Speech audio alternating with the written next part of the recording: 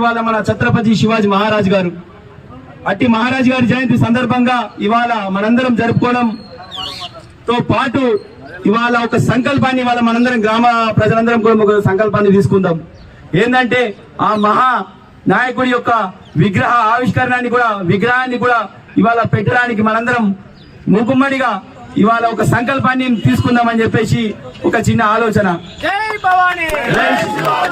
కాబట్టి ఇలాంటి జయంతి సందర్భంగా వారి జయంతి సందర్భం నాడే ఇవాళ వారి విగ్రహాన్ని మనం ఇవాళ ఆవిష్కరించడానికి, విగ్రహాన్ని ఇవాళ స్థాపించడానికి ఇవాళ పూనుకుందాం.